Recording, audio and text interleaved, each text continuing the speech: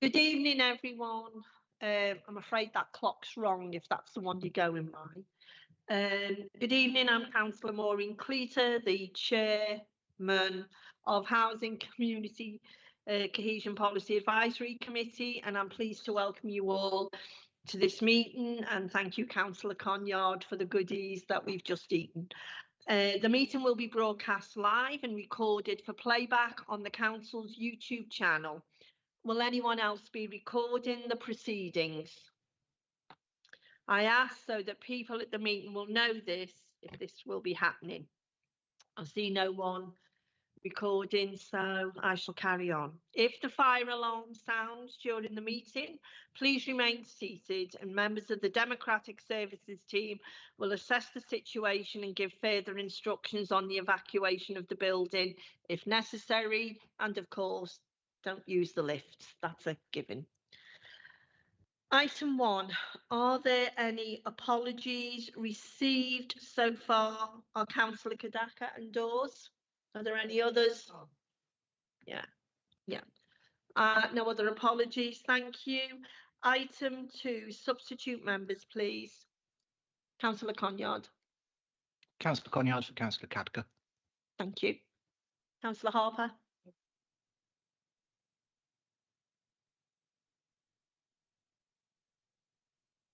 Yeah, try the next one. Yeah. Thank you, Councillor Harper.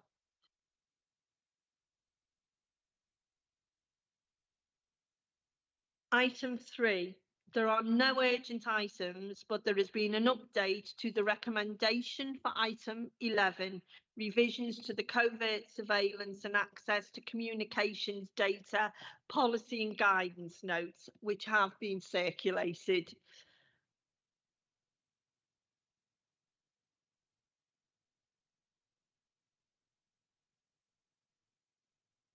Item 4 is notification of visiting members. I see no visiting members. Disclosure by members and officers. Are there any disclosures? Thank you. No.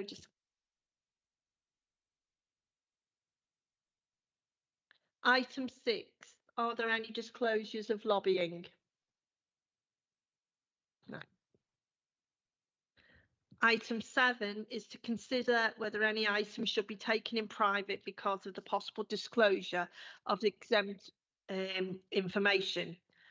I move that all items be taken in public. However, if members wish to discuss the information contained within the exempt appendices to item 13, property acquisition, reference 240822A, or exempt appendices to item 14, property acquisition, reference 240822B, it will be necessary to move into closed session due to the likely disclosure of exempt information for the reasons specified, having applied the public interest test. Is that agreed? Thank you. Item 8 is minutes of the meeting held on the 23rd of July. Are there any comments regarding the accuracy of the minutes? No. Okay. I move that the minutes of the meeting held on the 23rd of July 2024 be approved as a correct record and signed. Is that agreed? Thank you. Item 9 is the forward plan relating to the committee's terms of reference, which can be found on pages 7 to 12. Are there any comments on the forward plan, or do cabinet members wish to make any comments? Okay, I move that the forward plan be noted. Is that agreed? Thank you. Item 10 is the updated environmental health, waste, crime and community protection enforcement policy, which is pages 13 to 41, and that will be introduced by Councillor English. Thank you very much, Madam Chairman. As some members will know this is a wide-ranging report, so it's already been to the other two policy advisory committees for their comments and questions, and those are being taken on board. The policy has been updated in a number of ways, but the principal changes relate to animal welfare, where there has been significant changes in both regulation and in terms of the council's own involvement in this area. I hope that members find that those changes are helpful and set out our work and ambitions in this very important field, which we have recently expanded our activities in. There have been a number of other changes to the document, but those are mostly changing typos, context, and making some updates to the changes of procedure. They are not particularly significant. The animal welfare sections are the main changes. I'm sure that I or Martin will be able to answer any questions or comments that you might have. Thank you, Councillor English. Does anyone have any questions at all? Councillor Harper. Yeah, I mean, the points I raised at the policy advisory last week have been taken on board, so I won't take them any further. Any other question? Oh, sorry, Councillor Fort. Yeah, just one question. Everything's fine. Just on the fines, we're not changing the fines that we had last year. They're still rolling across. Thanks for the question, Councillor.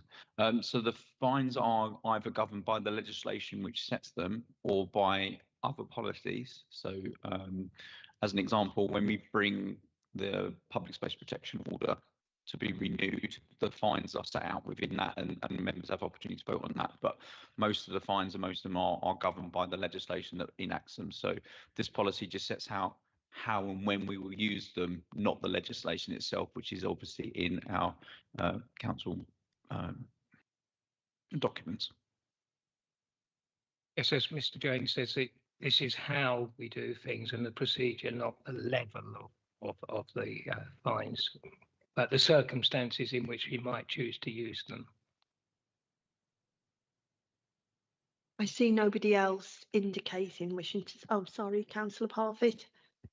Thank you. I just wanted to ask how this might improve collaboration between external agencies like Kent Police, because in the past, I mean, Martin knows we've had some quite difficult issues with the dog in Collier Street, and it was quite difficult to coordinate everything and who's responsible for what. And I just wondered what your thoughts were on that. Thank you. So within the document, forgive me, I can't remember the exact reference, but there's a section about where we have our internal and external stakeholders. So that hasn't changed massively, other than a nudge towards our environmental health and waste crime colleagues to incorporate the work of the community protection team, because it has an overarching feel to what we do. The new neighbourhood policing model that was introduced last year has seen a significant improvement. So you'll be aware of the Maidstone task force that was operating in Shepway and then moved to Marden. The principles of that, the collaborative working, the joint problem solving, has now been adopted force-wide, and Maidstone is being seen as like the flagship for how that should be done in Kent in general. If members turn their attention to page 30 of the document, shortly after the introduction, it refers at the bottom of the page to a significant list of partner agencies we're working with. This isn't absolutely everyone we work with, it has to be said, but because there are other agencies we do some work with, but these are the principal organisations. Has to be said that it's not always been smooth, as you say, but it does look like we are being increasingly successful in collaborating across the field with our partner agencies for reasons which are obvious. We've all got limited resources, and working together is usually far more constructive. Thank you. Right, so I see no one else indicating, and thank you for that helpful report. And I know, Martin, we had a very useful cluster meeting this morning, funnily enough, talking about dogs and antisocial behaviour and that. So hopefully that good practice will spread. So I ask that the committee note this report and the actions contained in. Are we agreed? Thank you very much, everyone. That was a very constructive discussion. Now we have item 11, which is revisions to the covert surveillance and access to communications data policy and guidance notes.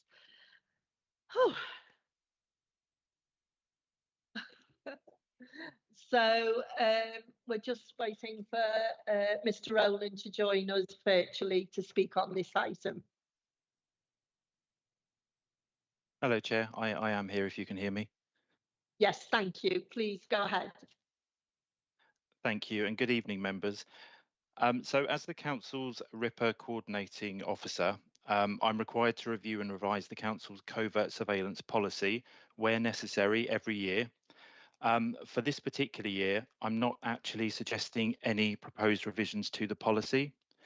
So my report tonight is making the following recommendation that the committee recommend to the Cabinet Member for Community Cohesion and Safety that the Council's current covert surveillance policy be rolled over for a further year. I'm happy to take any questions if anybody has any. Thank you, Mr. Rowland. Has anyone got any questions, or are we happy to roll this over? Your mic's still on, Councillor English. Did you want to speak? Legacy, a legacy mic. It's a bit like doing Teams, but in person, isn't it? Apologies. Are we happy to note the recommendation that the Council's current covert surveillance policy be rolled over for a further year? Are we agreed? Sorry, did you want to speak, Councillor Reid? Oh, I like nosy questions, Councillor Parfitt. Come on. Thank you very much, everyone. Right. I'm sure there'll be questions on this one, unless you're all on other packs, in which case you may have heard it before.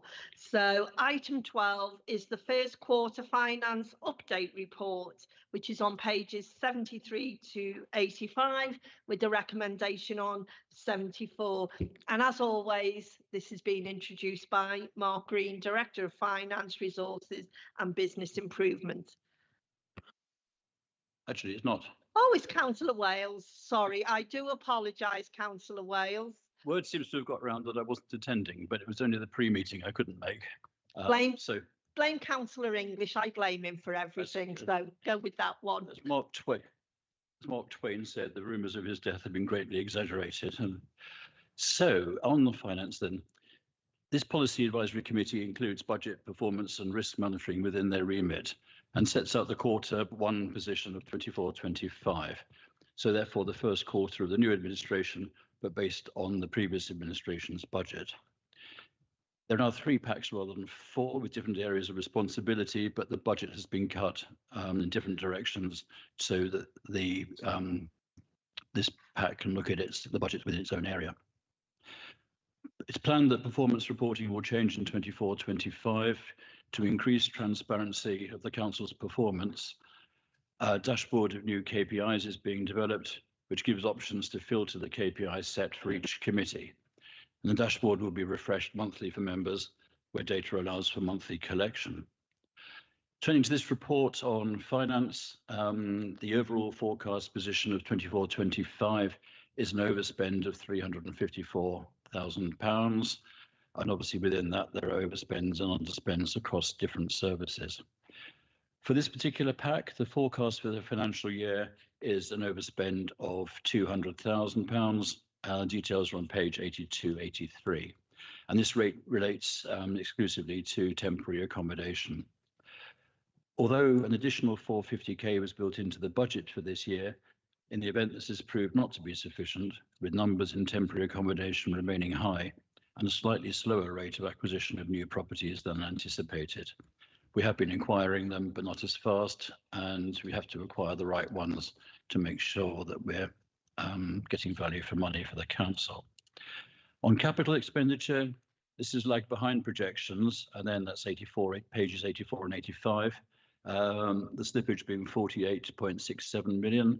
This was mainly because of slippage in the council's housing programme, with rather over-optimistic figures in the first couple of years of the capital budget, which will be reprofiled as part of the 25-26 budget.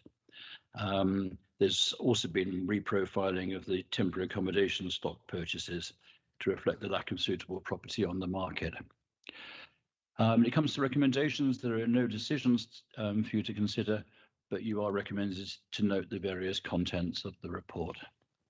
Thank you very much. If there are detailed questions, then I will defer to Mr. Green. Thank you very much, Councillor Wales. Do we have any questions? Councillor Harper. Thank you, Chair. My first point I raised on the pack last week was about performance monitoring. As you referred to earlier, you're a new administration, but you've now been in office for over 4 months. 4 months in, we don't have any key performance indicators to look at to actually help us as we move, as the council moves in September, later this month, effectively, into the budget making process.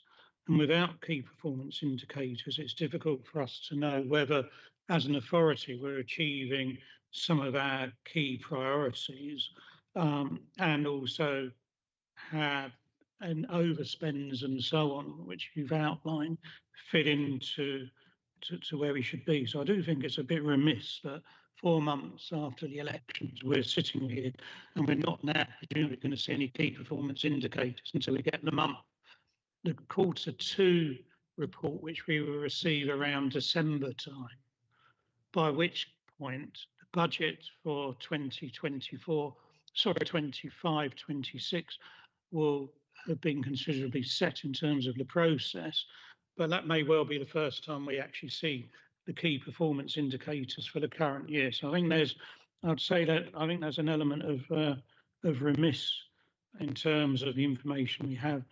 Councillor Harper, can I just ask one question? You said you raised this at another pack. Did you get an answer at that pack of what the question you're asking? And are you asking the same question again and getting the same answer? We're at a different policy advisory committee tonight. So in terms of looking at housing and some of the issues in this committee, I think it's probably more pertinent because we've looked, as was pointed out by Simon, the capital programme is considerably underspent. And one of my questions actually was on paragraph 2.3, where we're referring to the fact that the temporary accommodation budget is slightly behind where it should be.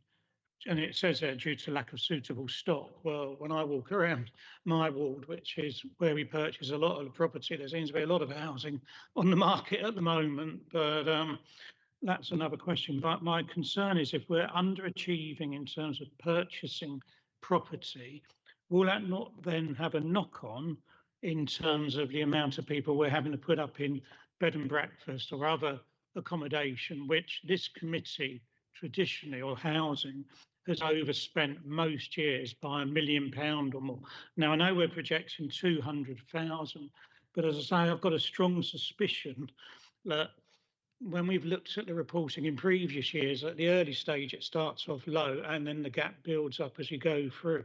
If we're behind in terms of purchasing the housing on the open market to actually put these families in, aren't we likely to have an overspend on, you know, the revenue side of it? And it's really around there, I think the lack of KPIs, you know, which could actually help inform us is quite important. So to help the committee, if you, either Councillor Jeffrey or Councillor Wales could come in, the questions I'm hearing is, and this may be one for Mr. Green, are the figures that we've got for the projected overspend realistic? And B, what is stopping us from buying properties for the temporary accommodation? That's what I'm taking the questions are in a nutshell. And I don't know whether Mr. Cornell wants to come in after I've heard from Councillor Jeffrey. Thank you. I'm going to answer the very first question, which was around performance monitoring. The previous administration decided on 6-monthly reporting, and that's carried on. I think it's probably wrong. I think we need to move to quarterly, or if not more often. I'd rather like hourly personally, but I'm sure that won't go down well with officers. Also to note on that, the strategic priorities are changing, and we started a consultation on the new strategic priorities last week. Therefore, we are going to need to have a new set of performance indicators. So it is in a bit of turmoil and change, but I do take your broad point. In terms of is 200k realistic, I'm going to leave that for Mark or Simon, or indeed William, whoever wants to pick up on that. The point about buying properties, well, you've seen the agenda. You know how long it takes to buy properties and find them. I and Simon have both made it very clear that we want to go as hard and as fast as we possibly can on this, and we have pushed forward quite rapidly so far this year, in my opinion, anyway. Thank you. I'll bring in Mr. Cornell, Mr. Green, and then Councillor Parfitt after that, if you're all right with that, Councillor Parfitt. Thank you. Thank you, Chair. Yes, just in terms of the delivery of the housing programmes, in terms of acquiring temporary accommodation, it's a little bit more of a nuanced picture, really. We are on track to acquire 80 residential dwellings for temporary accommodation by the end of this financial year. That was always the target. Because of the types of property we've been buying, as the need has flexed and so on, that will mean we will actually not require the full budget. So we will get the 80 we were looking for, and I think in due course Mark and I will bring forward proposals to say that unspent money beyond the 80 we've got, if the evidence is there, we'll look to take that into next year and buy further properties again. So I think we are in a good position, but we've got to strike a good balance between not trying to buy every property that comes onto the market and being perceived as a sort of soft touch amongst the vendors and so on. So we've got to deliver the programme but get value for money at the same time.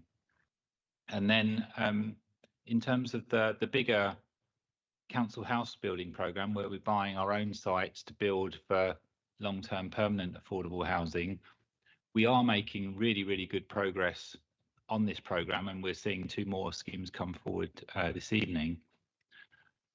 But, you know, it's difficult, and we've all got a role to play in making these schemes come forward. 2 big schemes that we were hoping to get through the planning committee and secure spend on this financial year have been delayed. We're hoping to get that put right over the coming months and get those schemes underway, but everything does need to join together. And for us to deliver an ambitious housing programme, you know, we've all got a role to play, councillors, senior officers, to make things happen at the pace we all want. Thank you, Mr. Cornell. Mr. Green. Yeah, thank you. I'll just pick up on the point about, is the 200,000 projected overspend reliable? We're not up to 200 yet, and that figure of 200 is calculated assuming that the numbers in temporary accommodation, which is approximately 250 households, remain the same for the rest of the year, and that the new properties of the 80 that Mr. Cornell was talking about come on stream as currently projected.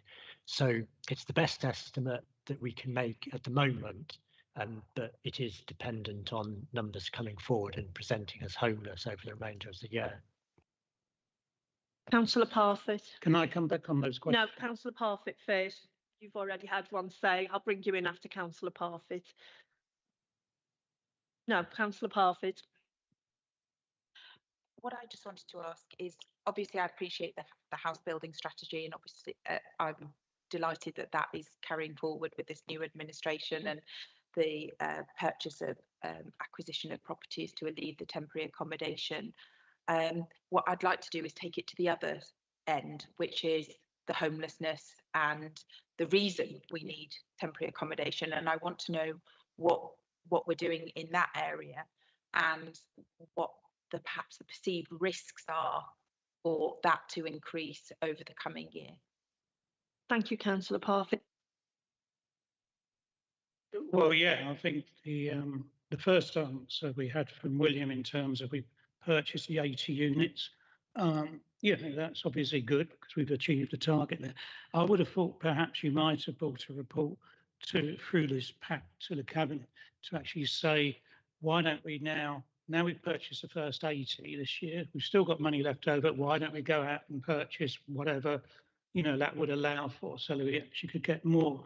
Because picking up the point Mark raised in terms of the assumptions underlying £200,000. If I got you right, you said that the assumption is that there'll be 250 households and that number will remain static for the remainder of the year. Well, I think the evidence of the last 4 or 5 years, or definitely rather since COVID, is that assumption is probably fairly flawed. Every year, the number of homeless families presenting themselves is increasing. And yes, we are purchasing the 80 properties, but it's not enough to keep up with the general underlying increase in homelessness, which goes really back to my point I raised earlier, that, for instance, I think in the last financial year, we started off thinking that the situation might only be, I don't know, 200,000 or something. But by the year end, it was £1 million. Every quarter it was presented to this committee, and onto corporate services where I sat, and the figure increased quarter by quarter by quarter to about £1 million, and was the cause of having across the rest of the council to try to do retrenchments to contain it. And as I say, I just think we're potentially doing ourselves an injustice if we're not now thinking homelessness will increase during the course of the next year, because there's just no evidence anywhere that the homeless pandemic, if you like to call it that, has peaked. And I would like to see some figures to demonstrate that homelessness in Maidstone is not increasing, and that nobody is now being made homeless, and that the 250 households we've got homeless, that is it, because it just doesn't tie up with what I pick up when I go around Maidstone or anywhere else in the country come to work. Thank you, Councillor Harper. Mr. Cornell indicated that he wanted to come in, and then Councillor Wales. Yes, just in terms of alternative tactics and so on to address, the pressure of homelessness and temporary accommodation. I think that is something that we will be looking at through the budget setting process this autumn. A lot of our resources goes into preventative work, and we've really excelled at that. We're starting to open the discussion with the portfolio holder as to whether we need to adjust the dial a little bit more, get more money focused on our private sector housing standards team, improving the private rented sector, and coming at the problem from different angles. So I think it's very much on our agenda to explore different ways of using the resources that's available to us. In terms of the overall picture, I think we are doing a very good job of slowing the rate of people coming into temporary accommodation through all the different tactics that we employ. But regrettably, the amount of affordable homes becoming available in the borough, and this is in part because the housing associations have slowed down, the developers have slowed down, there's less affordable homes at the other end of the process for people to exit into, and that's what's really kind of keeping our level at around that 250 households in temporary accommodation. So we've got to see what we can do working with housing association partners to get them building more and faster again. Portfolio holders tasked me with organising a housing summit with some of these partners in the autumn, and that's one of the things that we'll be doing. In terms of the likely additional funds that are going to be available after we bought our 80 units, I think it would be more than reasonable for this pack to sort of make a reference in the minutes that goes on to cabinet that money should actually be rolled forward if needed, and you know, feature in the capital programme for the next financial year. Thank you, Mr. Connell. Councillor Wales, please. Thanks. In terms of those moving into homelessness, the main causes, as Councillor Parfitt will know from her time of doing this, landlords evicting people with no cause. Now there is hope on the horizon for that with the present government changing the law, which was likely to happen under the previous government but fell because of the election. So that will, we hope, slow down the number of evictions that happen. The second one is domestic violence and domestic abuse, and we're working harder with agencies, voluntary sector, and so on to help that and to try and bring those numbers down as far as we can. Third one being family breakdown and eviction of young people from homes they've lived in, and we have schemes to work and mediate with those families to try and keep those young people in those homes for longer. So there are actions that we're taking in order to reduce the homeless numbers, and clearly it's still too high. We're not in control of who presents when and under what circumstances, but with these efforts and buying and acquiring more properties to move people on from temporary accommodation, the risk is always with temporary accommodation is that people get stuck in it and it stops being temporary. And the aim would be to get them to move on into permanent, affordable and social housing. Thank you, Councillor Wales. Sorry, Councillor Parfitt. Thank you. I'd just like to come back on what Councillor Wales was saying about domestic abuse, and I think that is a really important point. And I don't know whether it is the remit of this committee or even the remit of this council, but so often domestic abuse victims, and I appreciate domestic violence is perpetrated by peoples of all genders, but predominantly we see women and children being the ones that have to flee the home. And that, I think, is an issue. And I don't know how we solve it, but I do think it is worth pointing out that if something can be done, that it is the perpetrator that ends up being removed from the situation. That would alleviate some of the problems of the temporary accommodation. Thank you. Thank you, Councillor Parfitt. That is absolutely an excellent point, because more often than not, it's the woman with the children who ends up fleeing the property. And I think, going back to earlier, that is some joint work we've got to do with our county council colleagues in children and adult social care, but also with our colleagues in the police as well. So if Cabinet could be mindful of that, I think that would be a piece of work that would have cross-party support around trying to come up with something to actually deal with what can be a very tragic circumstances sometimes, and we've seen that just recently with a number of documentaries. The other point I just wanted to make from the chair to be mindful of, and again, this is about working with other agencies. We do, because of the area we're in, have a lot presenting who are out of prison, have long and enduring complex mental health conditions, and again, that's not just Maidstone Borough Council problem. That needs to have a multi-agency approach.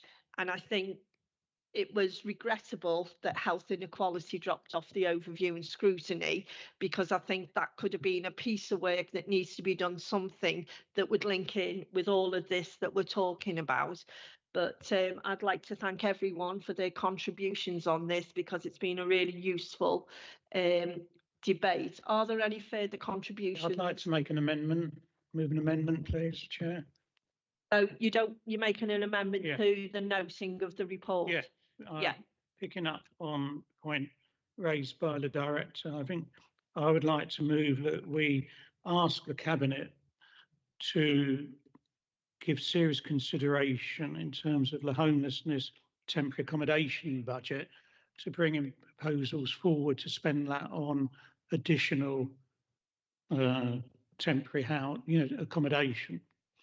Because I think if we ask in a positive way to the Cabinet, then there's a better chance that that will be looked into. Can I just ask Cassie if you got that at all? Yeah. So ask the Cabinet to give serious consideration to the homeless accommodation. But can you say it very, very slowly, Paul, so I can scribble it down? That we request the Cabinet to give serious consideration to using the underspend on the on homeless temporary accommodation to purchase additional houses as soon as possible. I'd use the word property rather than houses. Yeah, property. Right, did everyone get that? You've obviously proposed that. Do we have a seconder? I'm happy to second from the chair, but Councillor Parfitt. Right, all those in favour? Agreed? Agreed? Yeah, agreed. Sorry, my brain goes a lot quicker than my pen, so I do apologise.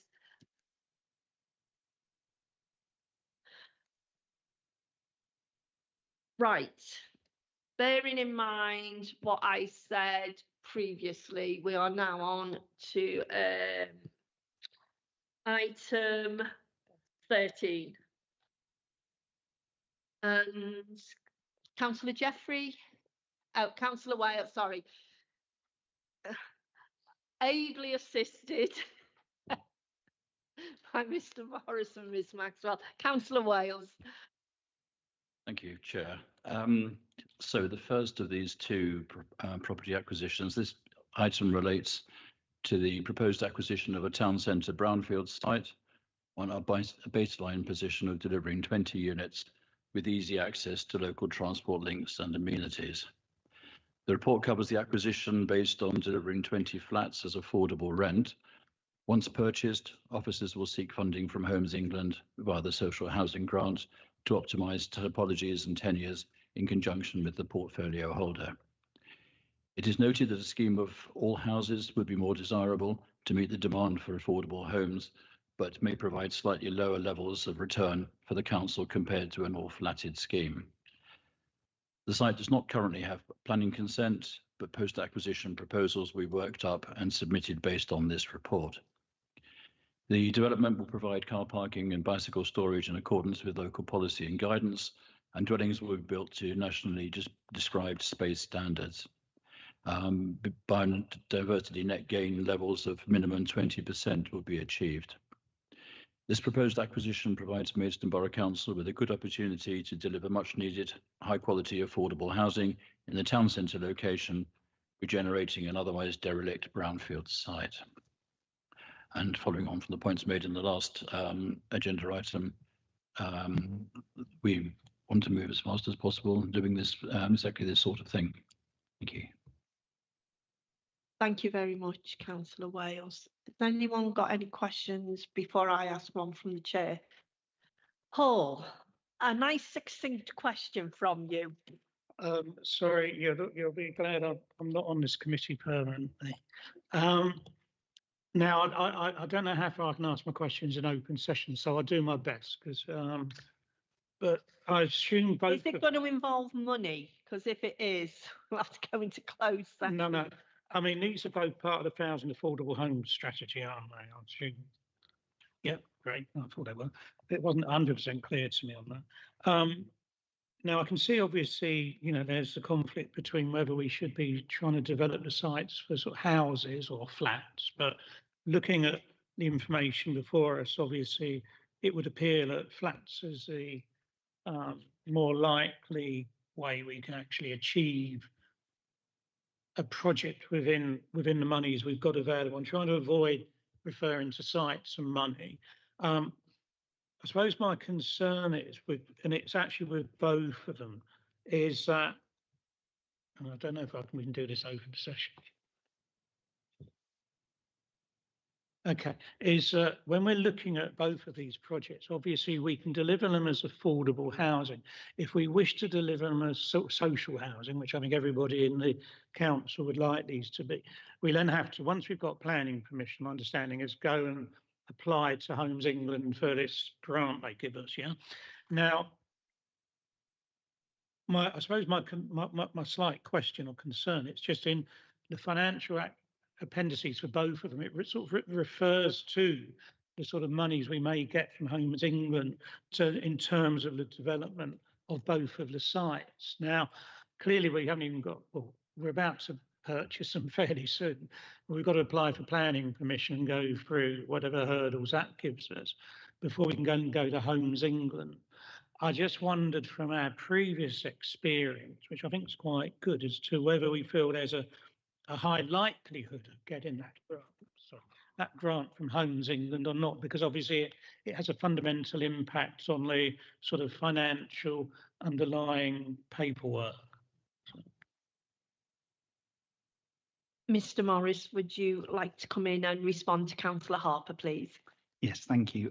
So we are obviously working with Homes England on continuous market engagement, and the figures that we've presented are based on conversations to date, and also you are correct in assuming that we have successfully applied for grant funding in the past at a higher level. However, it depends very much on the pot that Homes England have and what other commitments they have. So hence, yes, why the recommendation is to purchase a site and then, based on conversations with Homes England, apply for additional grant funding to try and deliver these or the units as social.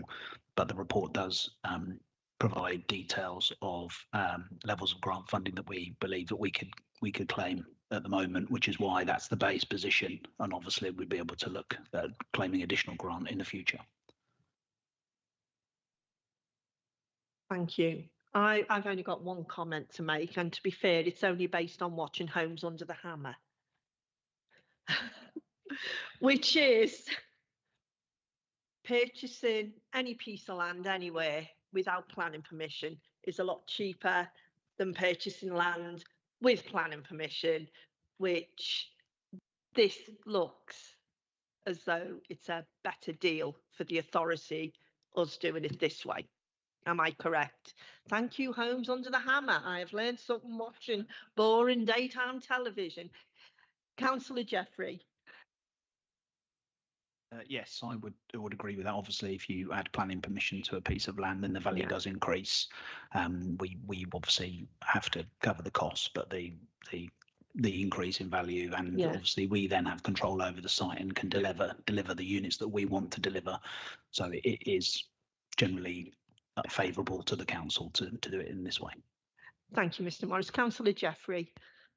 Yeah, I just wanted to come back and clarify something that Councillor Harper mentioned, that he said it wasn't clear that this was the Homes for Affordable Rent programme, and indeed it isn't.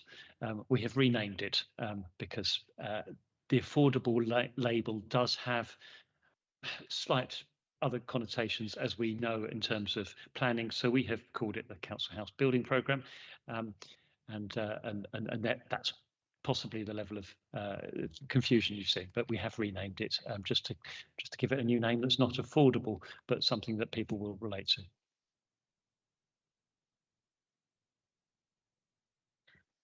So,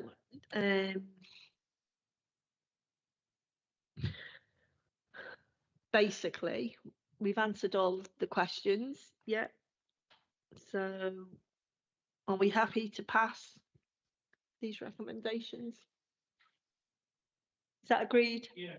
With the clarifications, yes. Thank you very much. Right, so I've forgotten where I am now. 14. So I do know where I am. I've crossed out the right bit, so I'm doing something right tonight. So again, this is item 14, property acquisition 240822B, which is on pages 94 to 101, with recommendations on pages 95 to 96. Councillor Jeffrey, no, it is Councillor Wales. Thank you. The clue is in the name, really. So this is very similar to the last one, to all intents and purposes. Another town centre brownfield site, and in a sustainable location with easy access to local transport and links. Again, it does not have planning permission, and will be application will be made for that once the land has been purchased. It will form a larger land assembly project, merging with a site already purchased by Maidstone Borough Council. So rather than just being one standalone site, this is a piece in a jigsaw. This covers the acquisition based on delivering 30 flats and one 4-bedroom house as affordable rent. And again, Homes England will be approached via the social housing grant to optimise typologies and tenures in conjunction with myself. We have discussed a scheme with mostly houses as being preferable, but also noted that this scheme may provide slightly lower rent levels. Post-acquisition, the scheme will be designed and progressed to submit the necessary planning application. These things do take a while, and it is frustrating that we can't move any faster than we do. The development will have access to car parking and bicycle storage, and again, the minimum 20% BNG levels will be hit. This is another good scheme to deliver much needed high quality living accommodation in the town centre and regenerating an otherwise derelict brownfield site. And the land assembly project is the more exciting part, which will allow a vast improvement of the street scene in that particular location. As with the other item on the agenda, this is about the acquisition of the land. The details of the scheme will come forward later. Personally speaking, I'm quite keen that we do have more of a housing element rather than flats in terms of the town centre, creating a better community feel. We don't wish to sort of pile it high, but to create a better sort of feeling of community, space in between the houses, space for some gardens and that sort of thing, would be our preference. Thank you very much, Councillor Wales. I've got Councillor Parfitt and then Councillor Harper.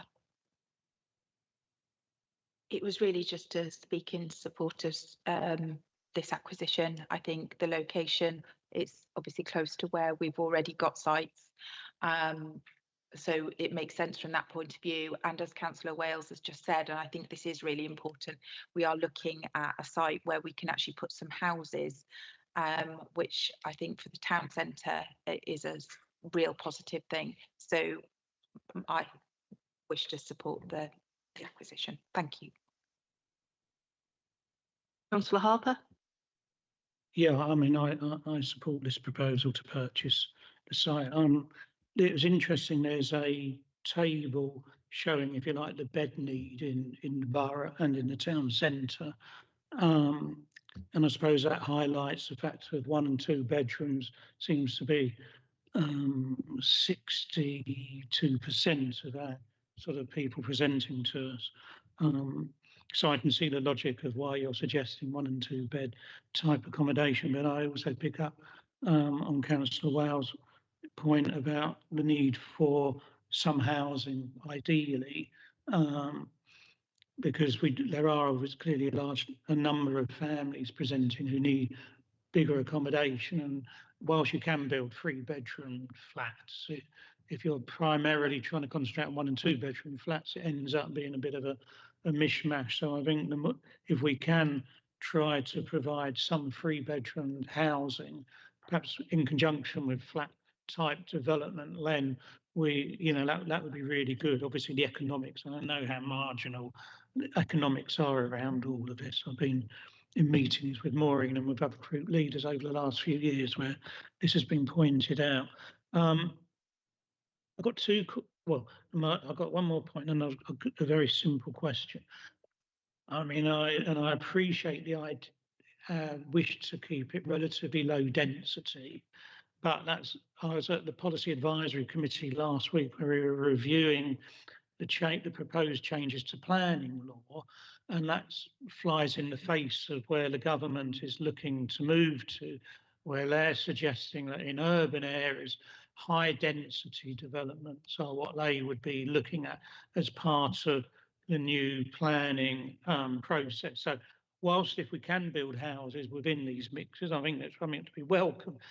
Just conscious that the government push seems to be in the opposite direction.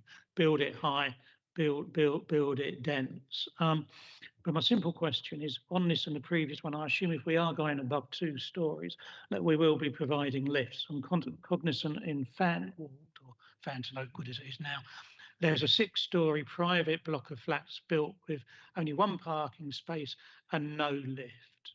And I would not want us as a council to be building anything over 2 stories without full lift and access for people with disabilities or anyone with shopping or children or anything come to that. Well, as we're only purchasing the land at the moment, but I do agree. I know the site and I know a site nearby which had 1 house on it with some land, but they did manage to get 4 townhouses of a decent size on there. Don't know who built them, don't know whether it's private, don't know whether it's housing association, but I tend to concur with my colleagues, and I am someone who was brought up in high rise and who had to live in army quarters that were flats with young children, and it's better if we can to give people the opportunity to have houses where we can. I think it's better for families and it's better for children, because the level of insulation when you live in flats, no matter how hard you try, is really, really difficult, and that then leads to neighbour disputes and that. Councillor Parfitt, you wanted to come in. Thank you. I just really wanted to come in on what Councillor Harper said. I think we should be focusing on what our borough needs, though. I mean, I appreciate that the government have a push, but that is nationwide. But I think we should be really focusing on what we need as a council and what the needs of our borough are. Yes. And I would slightly disagree. I don't think a lift is required over 2 stories. I mean, I know lifts are extremely expensive, the insurance of them. Yes, 6 stories, but 2, I think, you know, most people can. Yeah. So, yeah, I just want to make sure that the focus remains on what we need as a borough rather than thinking about that. Yeah. Thank you very much. Councillor Wales. Just to come back on that and perhaps wrap that up, I think it's about providing a mix of different sorts of properties, different sorts of tenures, just because people are people, they're all different, families are all different. Some people would prefer to live in a flat. Some people prefer to have a garden. Some people want to live near a station and some people don't. So it's all sorts of things we need to consider, and we're doing our best to balance all of those to provide as much as we can for as many people as we can. Thank you very much. Any more? Sorry, and what are you wanting to say before I bring you in, Councillor Harper? I don't want just flats. I do like houses, and I think there's a massive demand for them. Yeah, and that would be my preference personally, to just build houses. Yeah. But I know that there's other circumstances we have to be cognizant of. Economy. Thank you, Councillor Harper. Which is precisely what I said. So. Well, that's good that we're all singing from the same song sheet then, isn't it? You know, how wonderful is the world? Right, so you have the recommendations and I've had no amendments. So are those recommendations agreed? Thank you very much, everyone, for a very collegiate meeting. And I now declare this meeting closed.